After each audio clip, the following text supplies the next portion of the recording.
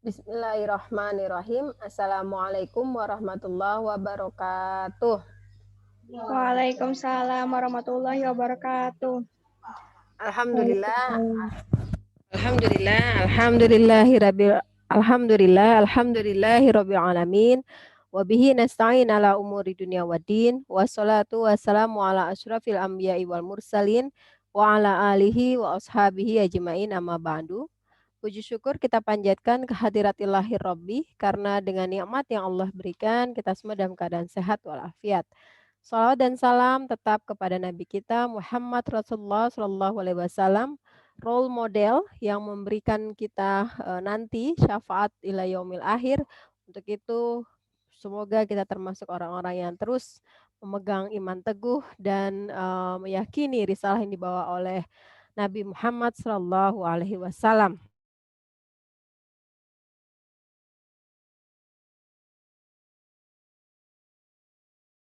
Teman-teman yang saya banggakan dan saya cintai, hari ini kita akan membahas dua pokok bahasan. Yang pertama adalah Pancasila dalam perspektif Islam dan tentu saja yang kedua akan membahas Pancasila dari perspektif perempuan. Saya izin share PPT terlebih dahulu ya teman-teman supaya kita bisa berdiskusi dengan lancar.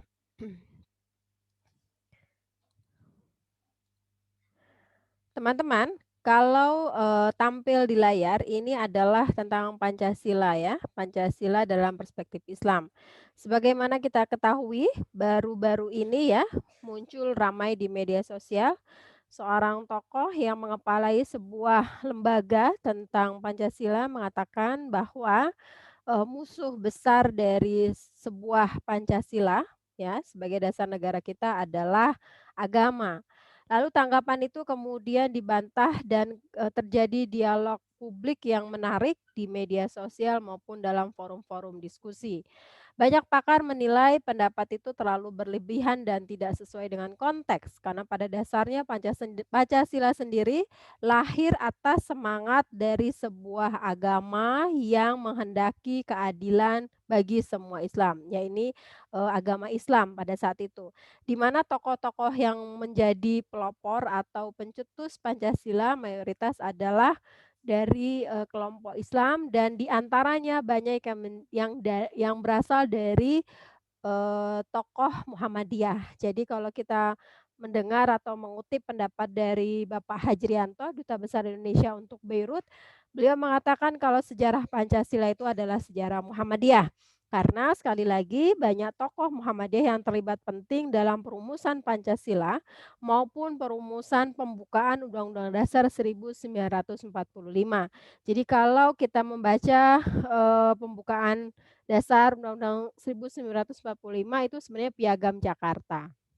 Ya, Piagam Jakarta termasuk juga ketuhanan apa dengan menjalankan syariat Islam bagi pemeluknya itu juga adalah Piagam Jakarta. Jadi pada saat itu memang Pancasila itu didasari perumusannya dari perspektif atau diilhami, kira-kira begitu, diilhami dari perspektif Islam.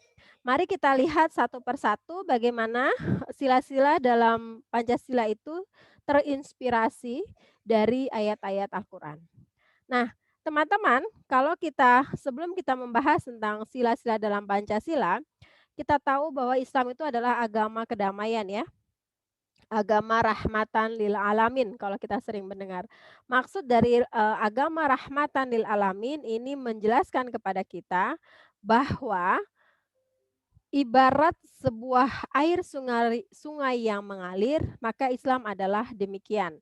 Artinya, air sungai yang mengalir itu adalah air kehidupan bagi semua makhluk, hewan, tumbuh-tumbuhan, termasuk manusia. Jadi siapa saja bisa datang ke sungai itu dan mengambil airnya untuk kehidupan. Pertanyaannya selanjutnya adalah ada nggak yang mau mengambil air sungai itu untuk kehidupannya? Jadi sekali lagi kembali kepada makhluk. Kalau tumbuh-tumbuhan itu akarnya akan menjangkau sungai, kalau hewan dia akan mendekati anak sungai untuk meminum air sungainya. Demikian juga manusia, membangun gorong-gorong dan membangun pipa-pipa untuk mengairi air sungai itu. Jadi kalau diibaratkan Islam sebagai agama perdamaian, agama rahmatan lil alamin, dia adalah seperti air yang mengalir. Siapapun bisa mengambil air dan mengambil rahmat dari air tersebut.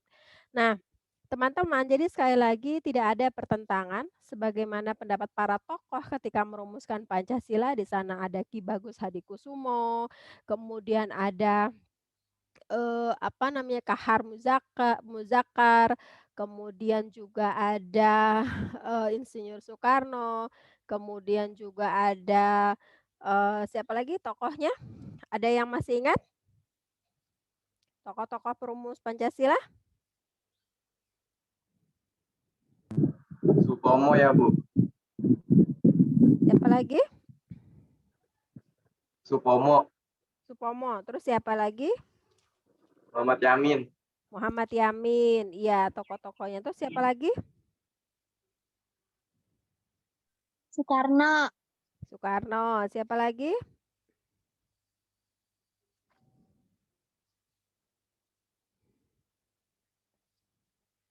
Siapa lagi? Wahid Hashim, Ya, termasuk ke dalam panitia 9 ya, beliau ya, Wahid Hasyim. Lalu siapa lagi teman-teman? Masih ingat siapa lagi?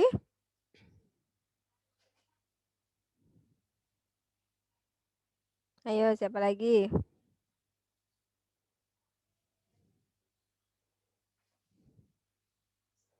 Panitia 9 siapa aja coba? Soekarno, Muhammad Hatta, Muhammad Yamin. Siapa lagi? Ahmad Subarjo, Agus Salim ya nggak sih, Bu? Agus Salim, betul. Abdul Kahar Muzakir, Abi Kusno, Abdul Wahid Hashim, Agus Salim, sama terakhir siapa? AA Maramis, siapa nama panjangnya? Alex Andris Maramis. Nah, mereka itu adalah, panitia 9 ya, panitia 9.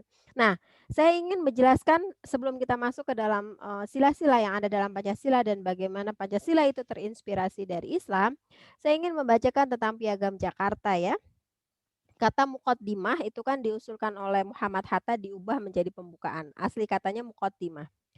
Bahwa sesungguhnya kemerdekaan itu ialah hak segala bangsa dan oleh sebab itu maka penjajahan di atas dunia harus dihapuskan karena tidak sesuai dengan pri kemanusiaan dan pri keadilan.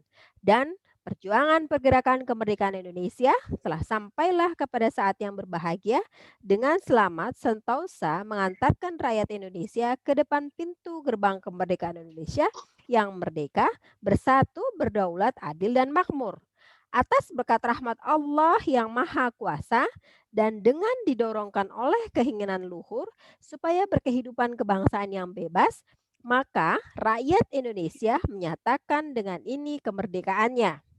Kemudian daripada itu, untuk membentuk suatu pemerintahan negara Indonesia yang merdeka, yang melindungi segenap bangsa Indonesia dan seluruh tumpah darah Indonesia, dan untuk memajukan kesejahteraan umum, mencerdaskan kehidupan bangsa, dan ikut melaksanakan ketertiban dunia yang berdasarkan kemerdekaan, perdamaian abadi, dan keadilan sosial.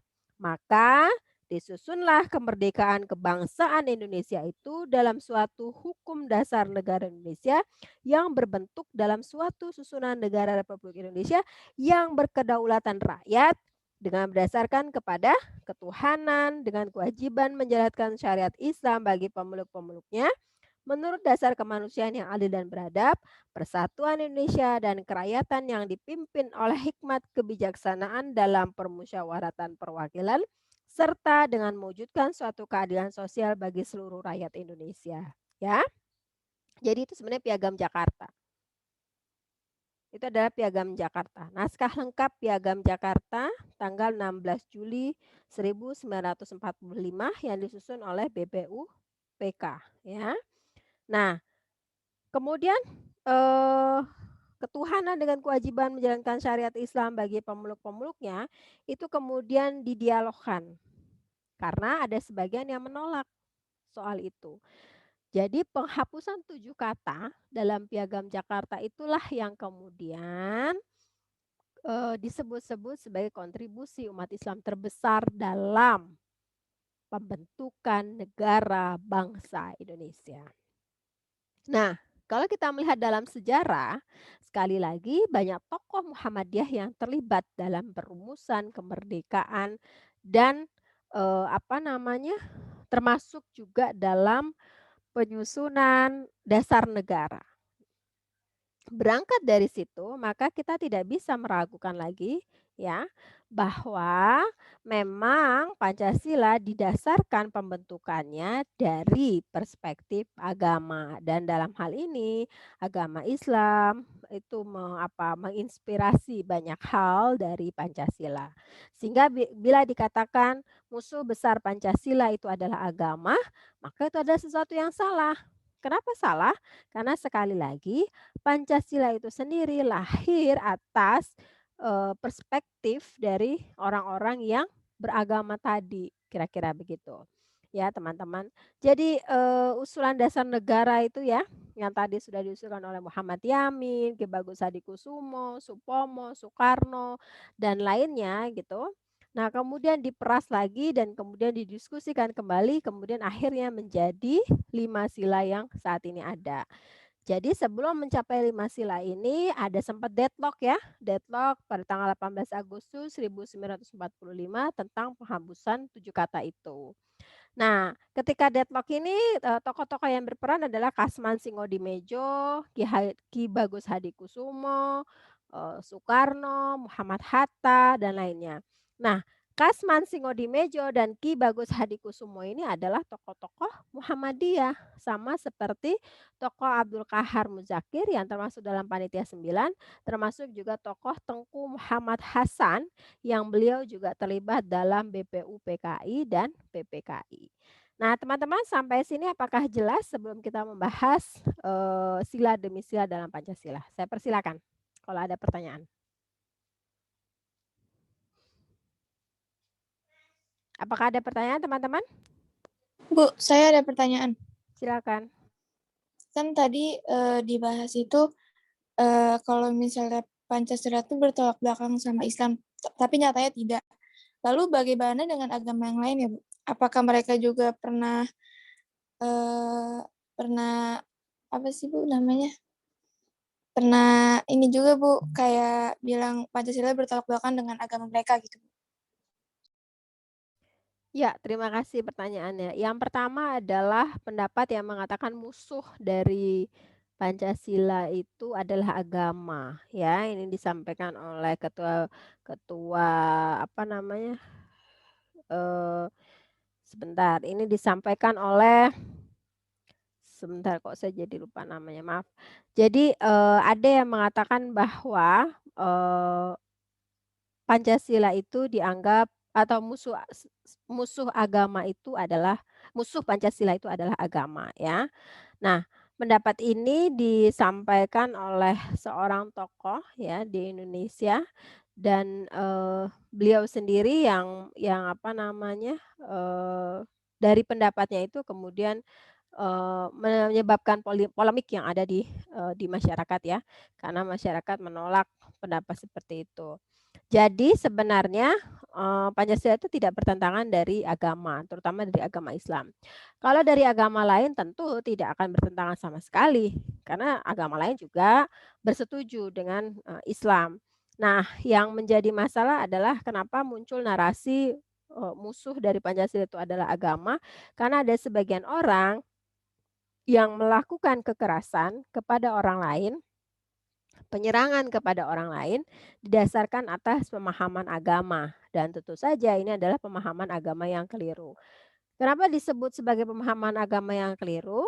Karena sesungguhnya kalau kita kembali kepada nilai-nilai Islam yang sejati sebagai agama yang rahmatan lil alamin, sungguh tidak ada perintah satupun dari agama yang menghendaki terjadinya perpecahan, yang menghendaki terjadinya permusuhan, yang menghendaki terjadinya saling, membunuh begitu, tidak ada gitu. Karena memang agama itu adalah, sebagai rahmat, sebagai, pedoman hidup. Jadi agama tidak bisa dimainkan sesuai dengan kemauan politik segelintir orang atau kepentingan elit tertentu, begitu. Jadi kalau dalam perspektif agama lain tentu saja Pancasila tidak bertentangan ya dengan narasi agama mereka, dan demikian juga sebenarnya dalam Islam, tidak ada pertentangan, tidak ada apa tuh namanya, dihadap-hadapkan antara agama maupun dengan agama dan Pancasila, begitu. Sampai sini jelas? Jelas, Bu. Terima Yang kasih, lain? Bu. Oke, yang lain? Oh iya, Bu. Ini Salman mau minta di ACC, Bu. Tadi keluar sendiri. Gitu, ya nanti Ibu sampaikan. Oh ya, maksud Ibu nanti Ibu ACC. Tadi Ibu sempat lupa ya. Jadi yang mengatakan bahwa musuhnya Pancasila itu adalah agama, Yudian Wahyudi ya. Beliau kepala BPIP. Ya, beliau adalah kepala BPIP, namanya Julian Wahyudi. Kalau Anda searching di media itu akan muncul polemik tentang kontroversi soal agama musuh Pancasila. Baik teman-teman, apakah kita bisa lanjutkan? Bisa, Bu. Bisa, Bu. Bisa, Bu. Bisa, Bu. Oke. Siapa tadi yang minta di mute, minta di ini kan? Ini Juliet Ibu jadikan co-host ya, jadi bisa membantu kalau misalnya nanti ada yang mau yang minta di add ya. Oke. Salman sama Yolanda sudah Ibu add di Zoom. Oke, kita lanjutkan ya teman-teman. Nah, kita mulai dari sila pertama, ketuhanan yang Maha Esa. Ketuhanan yang Maha Esa ini kalau kita lihat ini sangat senafas dengan Quran surat Al-Ikhlas ayat 1 sampai 4. A'udzubillahi minasyaitonirrajim. Bismillahirrahmanirrahim. Ada yang mau baca? Qul huwallahu ahad, Allahus somad, lam yalid walam yulad walam yakul lahu kufuwan ahad ya. Ini menjelaskan bahwa Tuhan itu adalah Maha Esa. Dia tidak beranak dan tidak diperanakan ya. Menarik sekali. Jadi persis seperti ketuhanan yang Maha Esa tadi. Kemudian selain dalam surat Al-Ikhlas ayat 1 sampai 4, ada juga dalam surat As-Saffat ayat 1 sampai 20. Dan surat As-Saffat ini merupakan surat ke-37 yang terdiri dari 182 ayat. Ya. Nah, ini diturunkan ketika Nabi Muhammad hijrah dari Mekah ke Madinah. Yang menarik dalam surat As-Saffat ini adalah membahas tentang akidah, keyakinan tentang keesaan Allah, keyakinan tentang hari akhir, hari kemudian, malaikat serta menguraikan kisah nabi-nabi. Jadi dalam surat itu mute-nya siapa? Boleh mohon di mute dulu supaya nggak mengganggu. Jadi dalam surat As-Saffat ini jelas menerangkan kepada kita tentang ketauhidan atau keesaan Allah. Jadi sama seperti sila pertama, ketuhanan yang Maha Esa. Kira-kira begitu. Apakah jelas teman-teman sila pertama?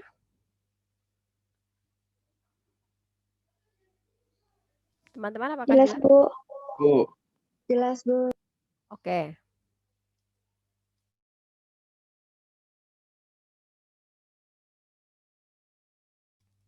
Selanjutnya kita membahas tentang sila kedua, kemanusiaan yang adil dan beradab.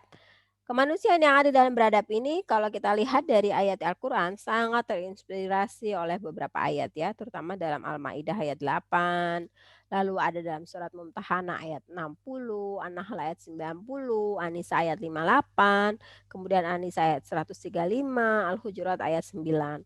Intinya dari semua ayat ini menjelaskan perintah berlaku adil. Janganlah kebencian pada satu kaum menghalangi dari perbuatan adil, berlaku adil terhadap para kerabat non-muslim untuk menegakkan apa? Kebenaran ya. Jadi sekali lagi dalam sila kedua ini dalam surat Al-Maidah kan disebutkan ya, wala yajrimannakum syana'anu qaumin ala alla ta'dilu. Jadi janganlah kebencian pada satu kaum mendorong kamu tidak berlaku adil. Ya, ya'dilu huwa aqrabu littaqwa. Karena berlaku adil lah. Karena adil itu mendekatkan kepada takwa. Wattaqullaha innallaha khabirum biha. Wattaqullaha innallaha khabirum bima ta'malun. Maksud saya begitu. Jadi ayat ini sungguh menjelaskan bahwa kita itu harus berlaku adil. Jangan sampai ketika kita benci pada Nata, pada Juliet, atau pada Hana, kemudian saya nggak berlaku adil. Mereka dikasih nilai C misalnya, padahal mereka nilainya bagus harusnya. Tapi karena nggak suka lalu dikasih nilai C. Nah itu nggak boleh begitu. Ini sudah diingatkan dalam Al-Maidah ayat 8 tentang berlaku adil dan tidak tidak berlaku curang ya kepada orang-orang yang bisa jadi membencimu atau yang kamu benci, kira-kira begitu. Jadi ini peringatan jelas dari Allah Subhanahu wa taala. Pada sila kedua ini apakah jelas teman-teman atau ada yang ingin ditanyakan? Bu, saya mau nanya, Bu. Ya, silakan. Kan di sila kedua itu kan tadi kata Ibu di Pancasila itu berlaku adil, terus jangan membenci. Tapi kenapa masih banyak kayak minoritas itu masih kayak didiskriminasi? Saya punya teman orang Cina gitu, Kristen gitu. Dia waktu dulu tuh kayak didiskriminasi, kayak matanya tuh kayak disipit-sipitin gitu. Itu gimana Bu menurut Ibu? Ya, terima kasih. Itu nanti akan terkait dengan ayat Al-Qur'an yang lain ya. Yang Al-Hujurat ya. La yashar qaumun min qaumin. Janganlah kamu mengolok-olok suatu kaum ya. Jadi memang ada peringatan kita tidak boleh mengolok-olok.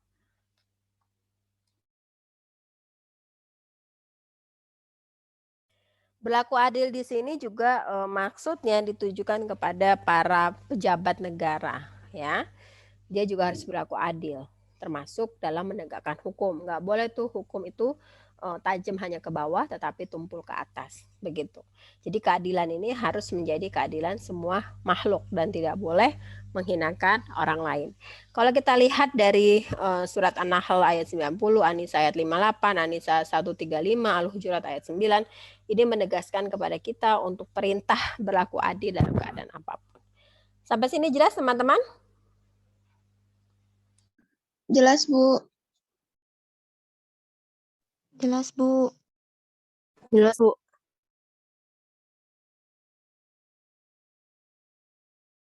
Jelas, Bu.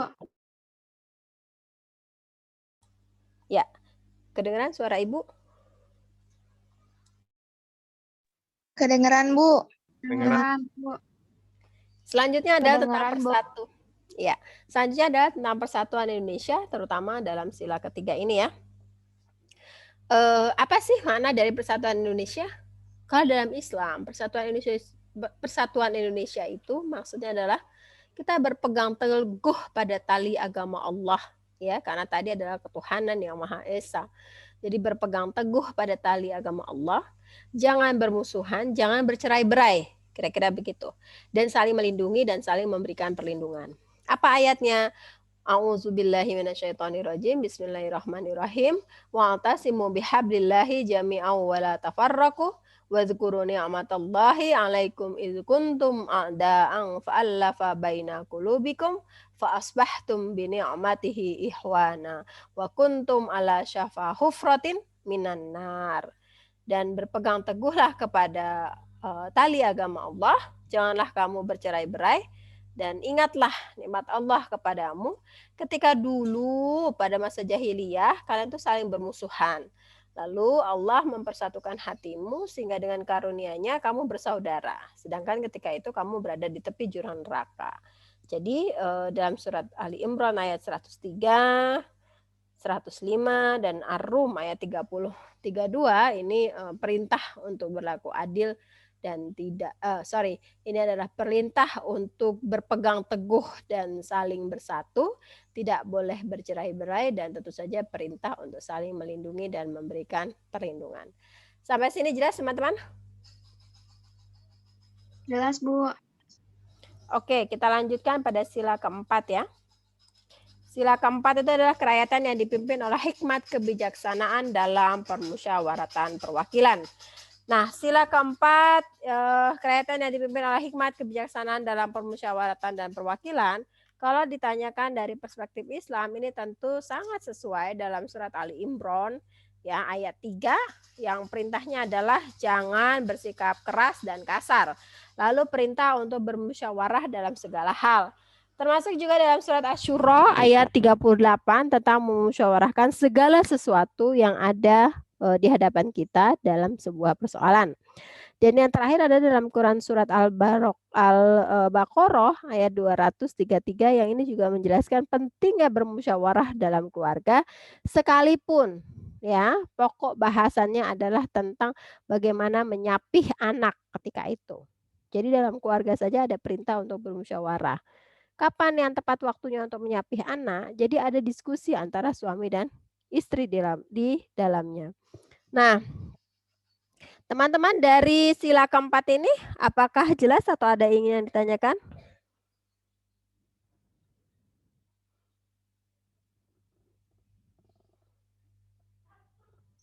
Bu, saya mau nanya, Ya, silakan. kalau misalnya musyawarah itu malah dijadikan ajang perpecahan itu gimana ya, Bu? Karena waktu kemarin itu saya kan sempat ikut musyawarah cabang IMM gitu ya, Bu. Itu malah dijadikan antar kubu gitu, Bu. Jadi berakhir rusuh, terus malah menimbulkan perpecahan. Itu jadinya bagaimana ya, Bu? Itu ada dua kategori ya. Yang pertama dia tidak memahami bahwa ketika pemilihan umum itu kan niatnya adalah mencari pemimpin yang adil, mencari pemimpin yang kreatif, mencari pemimpin yang bisa mengayomi, mencari pemimpin yang bisa memberikan contoh.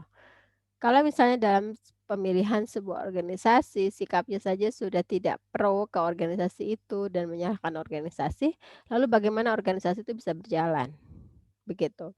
Yang kedua, kalau, perpecahan itu, permusuhan itu dilengkapi dengan barang-barang, membongkar-bongkar. Jadi, bayangkan ketika mereka nanti menjadi kepala keluarga, kalau dalam konteks masyarakat kita. Walaupun saya juga sebenarnya tidak setuju ada dikotomi, kepala keluarga itu harus laki-laki ya. Karena kepala keluarga itu tergantung musyawarah di dalam rumah tangga siapa yang akan menjadi kepala keluarga. Tetapi dalam administrasi negara kita itu dibakukan hanya kepada laki-laki. Jadi kalau dari contoh kasus yang disampaikan tadi adalah sangat tidak tercermin dalam surat Ali Imran ayat 105 tadi kan nggak boleh bersikap kasar, harus memusyawarahkan segala sesuatu. Nah, praktek musyawarah itu sebenarnya bisa dilakukan ketika kita dalam sebuah organisasi. Jadi kematangan kita dalam berorganisasi salah satunya adalah ditujukan dengan bagaimana kita bisa menyelesaikan sebuah masalah. Nah, masalah itu adalah dengan cara memusyawarahkan segala sesuatu. Sampai sini jelas, teman-teman? Jelas, Bu.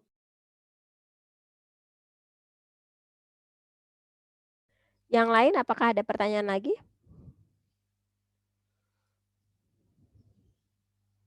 Tidak. Ya, gimana? Tidak, Bu. Oke, baik. Terakhir adalah tentang sila kelima, keadilan sosial bagi seluruh rakyat Indonesia. Dari sila kelima ini itu sangat tidak bisa dipisahkan dengan teologi Al-Ma'un dalam mata kuliah kemuhammadiyahan. Karena dalam teologi Al-Ma'un, ara'aital ladzi yukadzibu biddin, fadzalikal ladzi yad'ul yatim, wala yahuddu 'ala ta'amil miskin, fawailul lil musallin, alladzina hum an salatihim sahun, alladzina hum yura'un wa yamna'unal ma'un. Jadi, orang-orang yang beriman dan bertakwa itu harus dibarengi dengan sikap welas asih dan berbagi pada sesama. Sehingga keadilan sosial itu dapat dirasakan oleh semua orang, termasuk kelompok disabilitas, miskin, perempuan kepala keluarga atau janda yang miskin, kira-kira begitu, kelompok minoritas, kelompok rentan, dan lain sebagainya. Jadi yang disebut sebagai sebuah keadilan sosial artinya keadilan yang dirasakan oleh semua warga negara tanpa membedakan suku, bangsa, bahkan agama dan jenis kelamin. Selama ini keadilan sosial hanya dinikmati oleh segelintir orang. Itu sebabnya kita perlu mengingat kembali apa semangat dari sila kelima ini.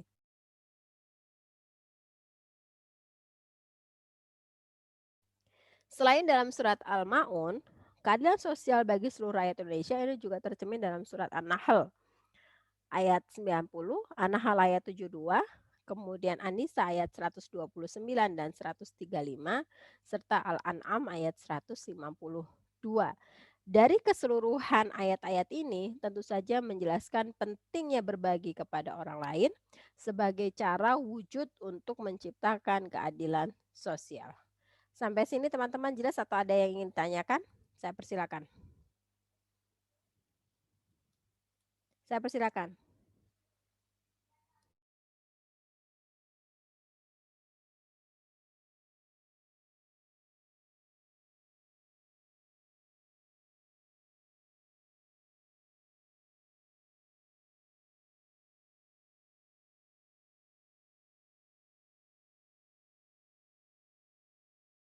Ada yang ingin ditanyakan? Apakah sudah jelas teman-teman? Halo? Jelas, Bu. Jelas, Bu. Nggak ada yang ditanyakan lagi? Kalau nggak ada yang ditanyakan lagi, saya akan mulai dari Pancasila ini dari perspektif perempuan. Bagaimana sih melihat Pancasila dari perspektif perempuan ya teman-teman? Kalau kita melihat Pancasila dari perspektif perempuan, maka ketuhanan yang Maha Esa itu harus difahami bahwa perempuan berhak menjalankan agamanya sesuai dengan perintah agama tanpa boleh ada yang merusaknya. Jadi kalau dalam perintah agama itu dia diminta untuk membangun rumah dengan jerami misalnya, maka dia harus membangun rumah dengan jerami. Nah, kenapa dia membangun rumah dengan jerami misalnya begitu? Karena jerami adalah sesuatu yang dalam pandangan agamanya dia itu apa misalnya dibutuhkan untuk memberikan kenyamanan misalnya begitu ya. Ada orang punya pemahaman demikian. Maka orang lain tidak boleh mencela pemahaman seseorang atas dasar agamanya begitu. Atau misalnya ada seseorang yang mengatakan, salah satu keyakinan dari agama saya adalah menutup aurat bagi perempuan. Nah, maka agama lain atau institusi negara sekalipun tidak boleh memaksa orang tadi untuk melepaskan jilbabnya. Begitu. Dan pada saat yang sama, seorang perempuan juga tidak boleh dilarang untuk memakai jilbab walaupun itu bukan agamanya dia. Ya. Jadi kebayang ya, jadi ketuhanan yang Maha Esa itu dalam perspektif perempuan diyakini bagaimana cara bagi perempuan untuk bagi perempuan untuk menjalankan agamanya sesuai dengan keyakinannya. Apakah dia akan memakai jilbab atau tidak. Yang kedua adalah kemanusiaan yang adil dan beradab. Maka ini menjelaskan bagaimana perempuan tidak boleh mendapatkan kekerasan dalam rumah tangga maupun kekerasan di wilayah publik. Karena keadilan yang sejati, keadilan yang hakiki, keadilan yang benar adalah keadilan yang tidak seorang pun boleh menjadi korban dari sebuah perilaku kekerasan atau perilaku yang tidak manusiawi. Nah, Persatuan Indonesia menjelaskan bahwa perempuan dari ragam suku yang ada di Indonesia, dia tetap bisa menjalankan sisterhood atau ukhuwah Islamiyah, ya. Nah, ini juga menjelaskan bahwa perempuan tidak boleh dibeda-bedakan atas dasar warna, jenis kelamin, atas dasar warna kulit, agama, keturunan, suku bangsa. Begitu. Bahkan dari disabilitas atau tidak dia tidak boleh dibeda-bedakan. Persatuan Indonesia dalam perspektif perempuan itu menitik beratkan perempuan sebagai pihak yang setara dan tidak boleh ada pengecualian, perbedaan perlakuan antara perempuan yang tinggal di pusat dengan perempuan yang tinggal di daerah. Jadi Persatuan Indonesia ini kalau dalam sejarah di Indonesia misalnya Kongres Perempuan Indonesia itu adalah salah satu contoh bagaimana perempuan di Indonesia itu bersatu dan kemudian mengeluarkan gagasan atau pendapat. Selanjutnya adalah sila keempat ya, Sila keempat siapa yang ingat dan siapa mau membacakan? Kerakyatan yang dipimpin oleh hikmat kebijaksanaan dalam permusyawaratan perwakilan. Artinya, dalam institusi eksekutif, legislatif, yudikatif harus ada perwakilan perempuan minimal kuota 30%. Nggak boleh tuh pejabat negara semuanya laki-laki. Di mana keterwakilan perempuan? Bagaimana perempuan bisa menyampaikan persoalan dan mencapai ke permufakatan dalam sebuah permusyawaratan kalau perempuan tidak dilibatkan dalam situasi ini. Jadi kerakyatan yang dipimpin oleh hikmat itu menghendaki bahwa perempuan sebagai rakyat maka dia juga harus punya keterwakilan dia di semua lini kehidupan. Dan di sisi lain musyawarah ini juga menghendaki keterlibatan perempuan dalam pengambilan keputusan. Jadi perempuan itu dilibatkan, ditanya, apa sih kebutuhanmu? Apa sih yang diinginkan? Dalam hal yang paling mudah adalah misalnya pembangunan WC umum. Atas nama adil ya, misalnya ini juga terkait dengan implementasi ayat sila kedua. Atas nama adil lalu misalnya WC-nya itu dibagi sama rata, laki-laki 5, perempuan 5. Justru itu tidak adil. Adil itu bukan sama banyak, tapi sesuai dengan proporsi kebutuhan masing-masing. Maka WC perempuan itu bisa jadi 7, WC laki-laki itu 3. Kenapa? Karena perempuan kalau ke kamar mandi dia punya butuh waktu yang lebih lama dibandingkan laki-laki. Misalnya ketika dia sedang menstruasi, maka ketika dia buang air kecil, ya dia tidak hanya buang air kecil, dia harus mengganti softtek-nya, dia mengganti pembalutnya, dan lain sebagainya. Kalau laki-laki misalnya kamar mandi buang air kecil, ya sudah buang air kecil saja. Selain itu, terkadang perempuan itu selalu melibatkan orang-orang di sekitarnya. Anaknya kah atau orang tuanya. Jadi kalau dia dalam perjalanan, lalu dia mau ke kamar mandi, ada anaknya, maka dia akan mengikutkan anaknya ke kamar mandi. Atau orang tuanya mengajak orang tuanya ke kamar mandi. Dan situasi ini tentu berbeda dengan laki-laki yang bisa jadi tidak peduli pada orang-orang di sekitarnya dengan misalnya ya ngurus anak mau terlibat atau tidak, ngurus orang tua mau terlibat atau tidak. Ada sebagian laki-laki yang mengambil peran domestik dan kemudian membantu kerja-kerja domestik ya dan terlibat dalam pengasuhan. Tapi sebagian besar lainnya tidak melakukan hal itu, begitu. Jadi sampai di sini jelas ya teman-teman maksudnya. Nah, kerakyatan yang dipimpin oleh hikmat kebijaksanaan dalam permusyawaratan perwakilan dari perspektif perempuan ini juga menghendaki bahwa kepentingan dan agenda perempuan itu didengar oleh negara. Jadi misalnya agenda perempuan bagaimana angka kematian ibu di Indonesia bisa turun. Nah itu bisa disampaikan kepada negara dan lain sebagainya. Yang terakhir adalah keadilan sosial bagi seluruh rakyat Indonesia. Kalau kita kaitkan dengan yang bahasan pertama tadi tentang teologi Al-Ma'un dan Islam, maka titik tekan di sini adalah bagaimana memberikan bantuan itu kepada fakir dan miskin. Dan kalau dikaitkan dengan keadilan sosial bagi seluruh rakyat Indonesia dengan perspektif perempuan, maka perempuan sebagai kelompok rentan, ya, dia berada di garda depan dalam memutus rantai kemiskinan. Jadi dia harus menjadi priority group gitu kan, targeting people. Dia menjadi pihak untuk memastikan bahwa perempuan itu tidak tersingkir dari pembangunan. Perempuan tidak diabaikan dalam bantuan COVID-19 misalnya. Dalam beasiswa dia didahulukan karena sulit kan dalam bidang pendidikan atau menemukan perempuan ahli dalam bidang teknologi, sains, dan lain sebagainya. Jadi harus ada beasiswa affirmative action bagi perempuan, kira-kira begitu. Sampai sini jelas teman-teman atau ada yang ingin ditanyakan? Saya persilahkan.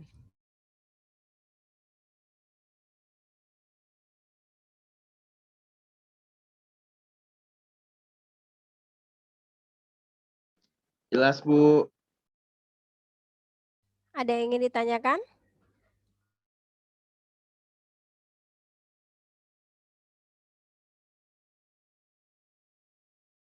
Ada yang ingin ditanyakan nggak? Jelas, Bu, nggak ada. Yang lain? Juliet, Nata, Hana, Bu. Hani, salam ada, Bu. ada. Udah nggak ada. Tidak Kalau ada, Bu. kalau gitu Ibu tanya ya. Tanya. Berikan contoh dari pelaksanaan wujud Persatuan Indonesia dari perspektif Islam dan perempuan. Ibu persilakan. Siapa mau jawab? Ini kuis. Ada poin tambahan untuk tugas harian. Saya persilakan. Siapa mau jawab?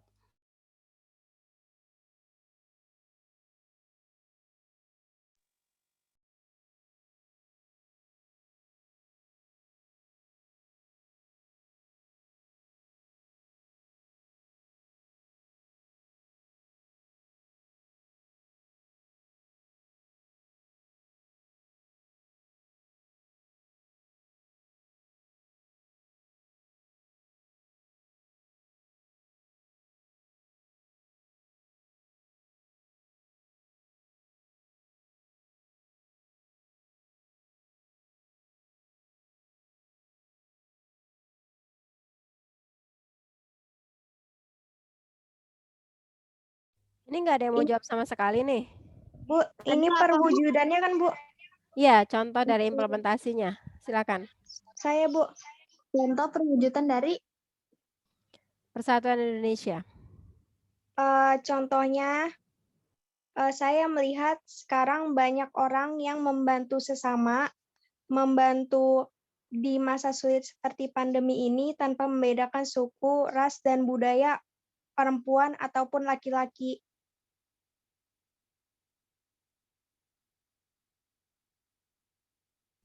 Oke, bagus. Jadi contohnya adalah bantuan terhadap COVID-19 ini tidak dibeda-bedakan dari segi agama, suku, bangsa, bahkan jenis kelamin.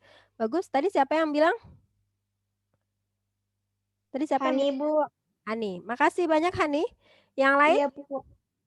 Yang lain, contoh yang lain adalah bagaimana perwujudan dari sila kelima.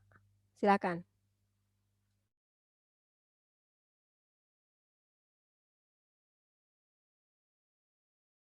Ibu silakan. Siapa yang akan menjawab? Masalah ini bukan sih, Bu, kalau keadilan sosial itu ketika seorang perempuan menjadi kepala keluarga. Iya, Bu. Jadi bukan cuma laki-laki aja gitu yang bisa jadi kepala keluarga, tapi perempuan juga bisa. Boleh. Jadi maksudnya gimana? Perempuan jadi kepala keluarga itu kemudian apa yang bisa diubah dari segi kebijakan yang terkait dengan keadilan sosial. Lebih didetailkan lagi, Yolanda? Ya, jadi kan pemerintah itu yang waktu itu Ibu pernah bilang kalau misalnya ketika ada bantuan gitu, kalau misalnya wanita hanya dikasih seorang suami gitu. Padahal kan enggak juga.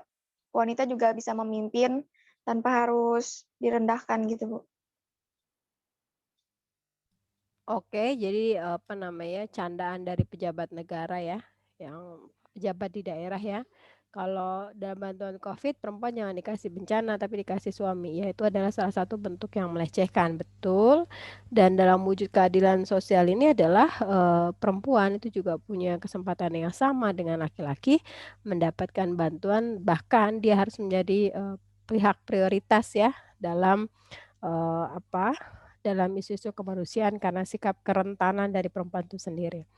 Baik, selain dua teman kita tadi, Hani dan Yolanda, yang lain gimana kalau wujud dari sila pertama? Saya persilakan. saya, Bu. Wujud kayak sila Juliet, pertama itu, silakan Juliet. wujud dari sila pertama itu kayak kita bebas dalam memilih agama, kayak tanpa ada paksaan dari orang lain. Terus kalau misalnya saling menghargai juga, kalau misalnya ini ada acara misalnya saling menghargai gitu. Intinya sih pokoknya saling bebas kita tanpa ada paksaan untuk memilih agama gitu aja sih, Bu. Oke, baik. Kalau dalam situasi COVID misalnya apa? Kalau Pelaksanaan pengamalan ketuhanan yang Maha Esa dalam situasi COVID. Gimana, Juliet? kalau dalam situasi COVID itu ya kita bisa beribadah di rumah, misalnya kayak sholat di rumah atau ngaji juga di rumah gitu Bu, tanpa harus keluar ke masjid atau ke musola. Jadi kita bisa beribadah juga tanpa mengurangi pahala juga gitu Bu. Baik, sip. Terima kasih, Juliet. Yang lain mau ngasih tanggapan? Yang lain? Kalau untuk perempuan dalam bidang agama sepertinya kerudung ya Bu, masalah kerudung. Seperti yang ada di Bali sama yang di Padang itu. Kenapa yang di Bali dan di Padang, Yolanda? Jadi kan ketika di Bali itu kan mereka mayoritas itu kan bukan umat muslim gitu. Terus ada isu di mana seorang perempuan itu dipaksa untuk melepas jilbabnya. Tapi ketika di Padang ada juga isu di mana orang non-muslim itu dipaksa oleh pihak sekolahnya untuk menggunakan kerudung dan pada saat itu orang tuanya tidak setuju karena itu melanggar hak dia sebagai orang non-muslim untuk tidak menggunakan kerudung gitu, Bu. Oke, terima kasih Yolanda. Yang lain? Salman belum nih? Salman, Nata, Hana, belum nih? Tentang ketuhanan, Bu. Boleh, silakan. Tentang keadilan aja deh, Bu, yang tadi ya, Bu ya. Oke, silakan Salman. Kayak keadilan itu yang tadi Bu jelasin bukan berdasarkan jumlah ya, tapi berdasarkan kebutuhan. Misalkan kalau kamar mandi cowok 5, kamar mandi cewek 5, itu bukan berdasarkan dengan jumlah, Bu, tapi bisa aja kamar mandi cowok tuh 3, cewek tuh 7. Karena emang kalau perempuan kamar mandi itu lebih lama dan juga banyak keperluannya gitu perempuan di kamar mandi dibandingkan dengan laki-laki. Seperti itu sih, Bu, kayaknya keadilan. Ya, itu contoh yang udah Ibu kasih. Nah, ini Salman. Coba kasih contoh yang lain. Silakan Salman. Contoh yang lain keadilan ya. Contohnya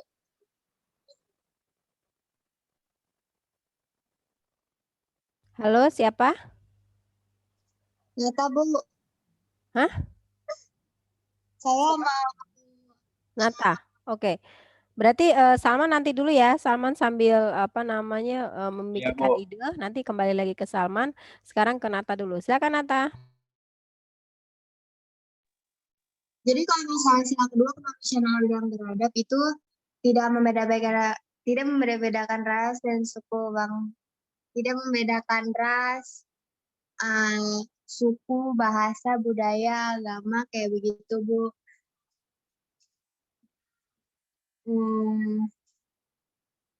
Itu sih Bu gitu doang.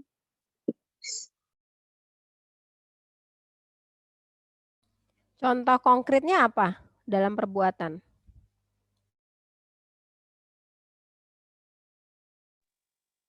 Contohnya kayak toleransi gitu. Contohnya apa? Suaranya sempat keputus. Toleransi Bu. Toleransi. Implementasinya gimana dalam toleransi? Jadi kayak apa? Misalnya kita misalnya teman kita itu beda agama sama kita, ya kita toleransi gitu kayak kita tahu batasannya gitu sih, gitu sih. Kalau wujud dari toleransi misalnya gini, ketika sholat Jumat masjidnya itu membludak ya kan, kemudian memakai separuh dari jalan. Nah, ketika kita sedang bertoleransi, maka kita mengizinkan separuh dari jalan itu dipakai untuk sholat Jumat. Dan pada saat yang sama ketika ada kebaktian, lalu gerejanya membludak, maka separuh dari jalan itu bisa dipakai untuk kebaktian. Itu adalah salah satu bentuk toleransi. Jadi orang yang melewati jalan itu memahami dan tidak marah, misalnya begitu. Itu adalah salah satu contohnya, Nata.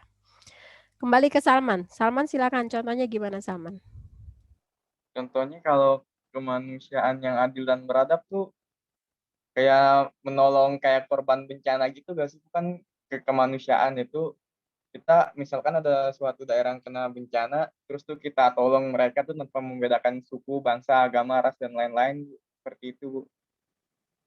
Ya, jadi maksudnya gini, betul. Jadi maksudnya ketika Salman jadi tim penyelamat di lapangan ketika ada Ya, bencana, maka Salman nggak boleh nolong orang itu tanya dulu, ini Hana agamanya apa nih?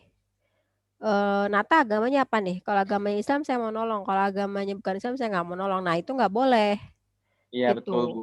Termasuk juga nggak boleh ngomong Yolanda ini Muhammadiyah atau bukan nih. Kalau Yolanda Muhammadiyah saya tolong, kalau bukan saya nggak mau nolong. Nah itu nggak boleh. Atau misalnya bantuan, oh ini kelompok Ahmadiyah, saya nggak mau kasih selimut untuk Ahmadiyah misalnya gitu. Nah itu juga nggak boleh. Jadi atas nama kemanusiaan ya, eh, orang itu harus ditolong tanpa melihat jenis kelamin, agama, suku, bangsa, dan lain sebagainya. Begitu. Jelas, Salman? Iya, Bu, jelas. Oke. Yang lain? Siapa yang belum? Amanda. Amanda, silakan Amanda. Ya Bu, Amanda mau pilih sila mana? saya sila ketiga aja Bu. Boleh, Persatuan Indonesia dikaitkan dengan Islam dan perempuan. Silakan, Amanda. Menurut saya itu kayak dia rela berkorban untuk kayak kepentingan orang lain. Kalau misalnya kita menolong orang itu tanpa pamrih, seperti menolong kayak orang lain yang terkena musibah tanpa mengharapkan adanya imbalan. Baik, Habis itu tidak mendahulukan kepentingan dia pribadi. Ya Bu. Ya, silakan Amanda, tidak mendahulukan kepentingan Sudah, Bu. pribadi. Ya, lanjutkan Amanda. Ya, Iya, silakan. ya Bu. Ya. Jadi dia tidak mendahulukan kepentingannya dia pribadi di ataskan kepentingan pribadi dan golongannya dia. Oke, baik. Terima kasih Amanda. Teman-teman Sudah, Bu. gimana? Ya, Iya, teman-teman Bu. gimana? Jelas semua? Jelas, Bu. Jelas ya? Oke, jadi paham ya maksudnya bagaimana implementasi dan Pancasila dari perspektif Islam maupun dalam perspektif perempuan. Yang terpenting adalah kalau membaca Pancasila dari perspektif perempuan maka tidak boleh ada kekerasan terhadap perempuan dan anak. Sampai sini teman-teman sekali lagi saya tanya apakah ada yang ingin ditanyakan atau sudah jelas? Bu, saya mau Hana mau memberikan pendapat, Bu. Oke, siapa dulu nih? Hani dulu, Nata dulu. Hani Enggak, dulu Bu. ya. Hana belum memberikan pendapat. Oh, Hana belum memberikan Hana, pendapat. Bu. Oke. Silakan Hana. Hana silakan. Iya Bu, 3 Persatuan Indonesia. Jadi saya pernah melihat berita di mana di suatu daerah ada pembangunan renovasi masjid dan masjid itu sudah sangat-sangat intinya udah kayak roboh gitu Bu. Tapi di sana semua orang bantu tanpa memandang dia agama apa, mau agama Hindu, Kristen ataupun yang lainnya. Jadi dia mereka saling tolong menolong gitu Bu, walaupun agamanya beda daripada Islam gitu, tapi dia tetap menolong yang membantu merenovasi masjid itu. Oke, bagus Hana. Contohnya ini ada di daerah mana? Hana pernah Saya lihat di kurang mana? tahu Bu, sepertinya ada di video TikTok Bu, kayak di bagian daerah Jawa gitu Bu.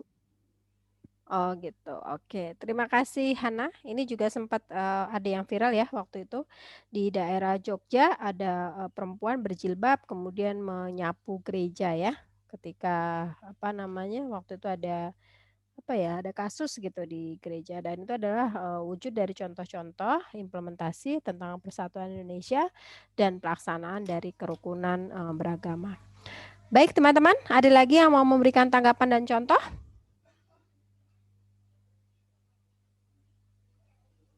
Jelas semua? Jelas, Bu. Oke. Bu. Baik, terima kasih. Nah, yang belum bikin tulisan, mohon bikin tulisan bisa dari bahan yang sudah kita diskusikan hari ini maupun diskusi dari bahan-bahan sebelumnya. Menarik kan? Dan pasti bisa kan membuatnya kan?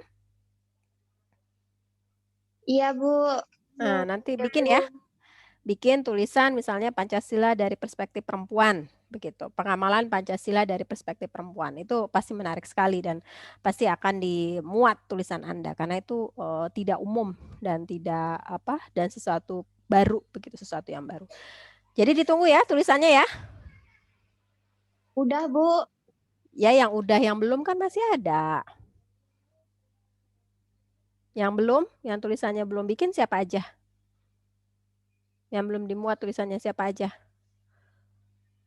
Yang udah baru 2 ya? 3 ya?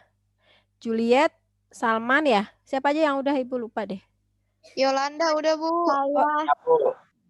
Yolanda, Nata sama Salman. Nah, yang semuanya sudah ngirim itu tolong dikirim di grup ya, linknya ya.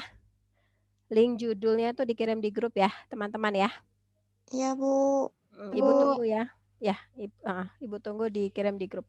Baik, teman-teman, terima kasih banyak atas segala perhatian. Mohon maaf atas segala kekurangan. Kita tutup kuliah ini dengan bersama-sama mengucapkan lafaz hamdalah.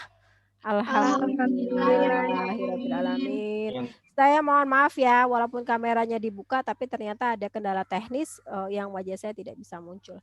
Semoga teman-teman semua dalam keadaan sehat, tetap jaga jarak, tetap jaga protokol kesehatan.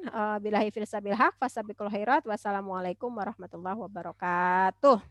Waalaikumsalam warahmatullahi wabarakatuh. Terima kasih, Bu. Ya, sama-sama. Ibu tutup ya Zoom-nya ya.